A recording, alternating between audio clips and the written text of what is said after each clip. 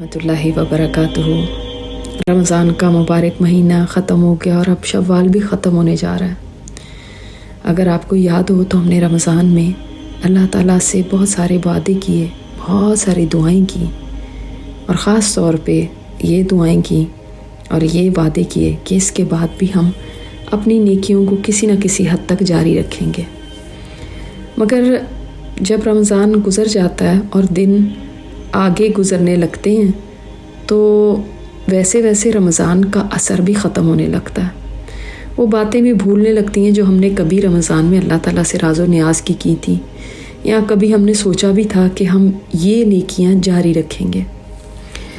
आप देखिए अल्लाह ताला के जो नेक लोग होते हैं वो ना तो रमज़ान का इंतज़ार करते हैं नेकियां करने में और ना रमज़ान के बाद सब कुछ भूल भाल के बैठ जाते हैं।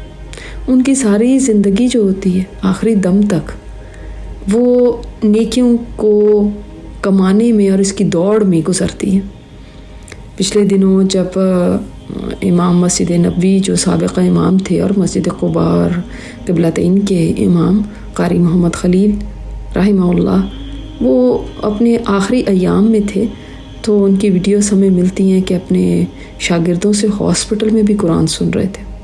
वो सारी ज़िंदगी उन्होंने कुरान पाक की तालीम में गुजारी थी और यही पढ़ाते थे और इससे बड़ी क्या बात हो सकती कि आखिरी अय्याम में हॉस्पिटल में उन्होंने वफ़ात से कोई एक दिन पहले 5 तलबा कराम को सनद दी क्योंकि उन्होंने उनके हाथ पे कुरान ख़त्म किया था।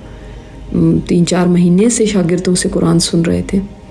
तो ये हमें मिसालें मिलती हैं कि देखें लोग अपने परेशानी के या अपनी बीमारी के या अपने तकलीफ़ के अय्याम में भी अल्लाह ताला को नहीं भूलते और अपने काम को किसी न किसी सूरत में ज़रूर जारी रखते हैं।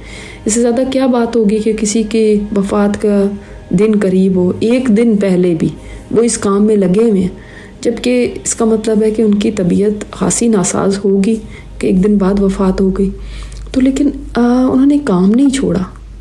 हमारे लिए कितना आसान हो जाता है ना काम छोड़ देना कि बस थोड़ी सी भी हमारी रूटीन अपसेट हो गई अगर किसी तरह से भी चाहे मेहमान आ गए हैं, चाहे हम कहीं मूव कर रहे हैं, चाहे घर में कुछ ज़्यादा मसरूफ़ियत हो गई है, कोई शादी ब्याह का फंक्शन है या कुछ भी थोड़ी सी दावत भी रख लें तो हमारी नमाज़ें भी इफ़ेक्ट होने लगती हैं, हमारी नेकी के काम भी।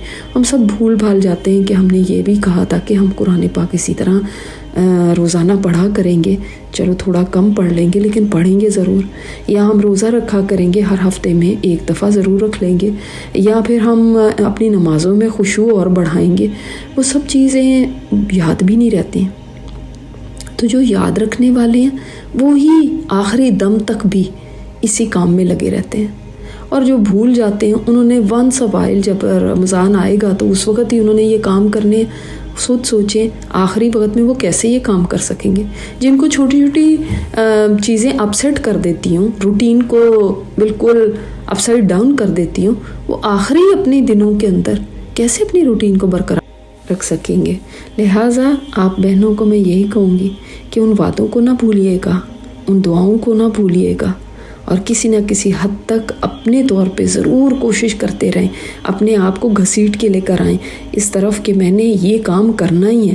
पूरे दिन में अपने स्केड्यूल के अंदर इसको शामिल करें कि मैंने किस टाइम पे करना है, क्योंकि शैतान अब खुल चुका है, अब वो हमें करने तो नहीं देगा वो नेकी के काम, लेकिन हमने अपने आप को ज़बरदस्ती से लेकर आना है कि नहीं मुझे भूलना नहीं है, मैंने ये सोचा था कि मैं ये करूँगी, मैंने ये नीयत कर ली भी थी तो मैंने लिहाजा ये काम ज़रूर करना है। लिहाजा अपनी ज़िंदगी को मोर प्रोडक्टिव बनाएं और अपने 11 महीनों को भी कोशिश करें उसी ढप्पे लाने की जो रमज़ान में था। एग्जैक्टली वैसा नहीं भी तो कम से कम उसकी कुछ झलक तो नज़र आनी चाहिए। अल्लाह ताला हम सब से नेकियों के काम इखलास के साथ करवा ले। अस्सलाम वालेकुम रहमतुल्लाहि व बरकातहू। ये स्पीकर उस्ताज़ा नजीहा हाशमी है। इनकी मज़ीद ऑडियो सुनने के लिए लॉगिन करें arrahma.org पर arrahma.org।